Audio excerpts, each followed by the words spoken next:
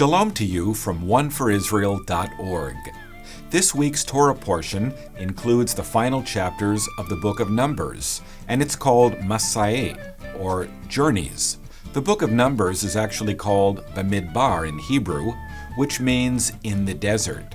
That's a more exciting title than Numbers, but this book includes both the seemingly mundane accounting of the numbers of tribes and people, and also the exciting adventures of what happened in the desert. But all of it is important, and these themes are intertwined with the laws that are still being given.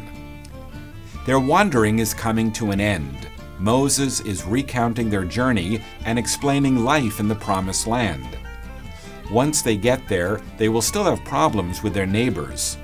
But the children of Israel also need to learn how to govern themselves.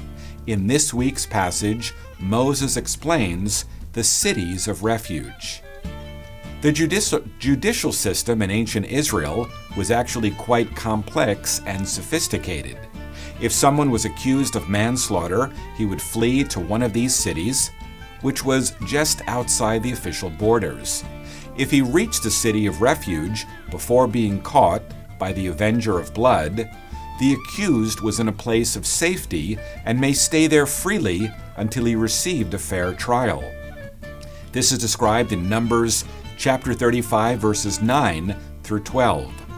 And the Lord spoke to Moses, saying, "Speak to the people of Israel, and say to them, when you cross the Jordan into the land of Canaan, then you shall select cities to be cities of refuge for you, that the manslayer who kills any person without intent may flee there. The city shall be for you a refuge from the avenger, that the manslayer may not die until he stands before the congregation for judgment. If the accused was found guilty of murder, he would be put to death. If it was determined that it was manslaughter or unintentional murder, then the situation was different.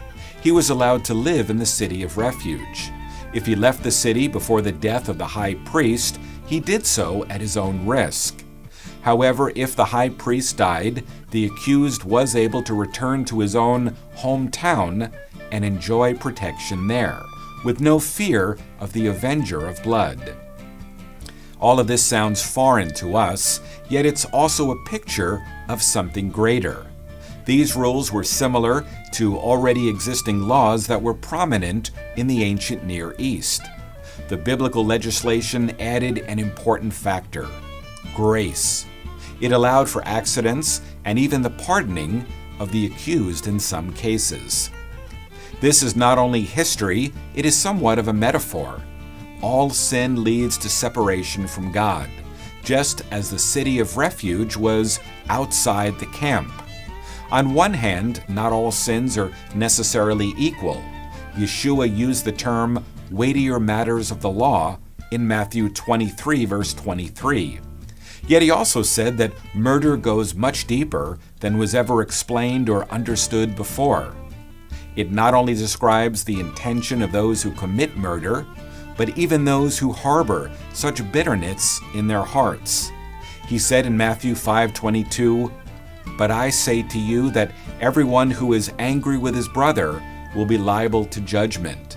Whoever insults his brother will be liable to the council, and whoever says 'you fool' will be liable to the hell of fire." This is a difficult, no, impossible standard. But there is a refuge.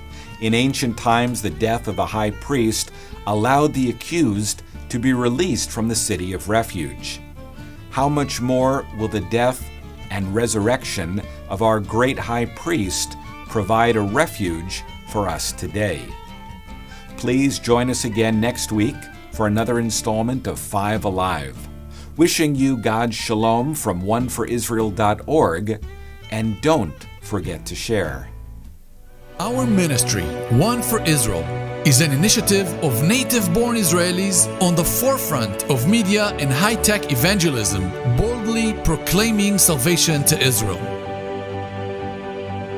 Raising up leaders and equipping them with the tools they need to transform our communities. We also provide humanitarian aid to Holocaust survivors with the love of Yeshua.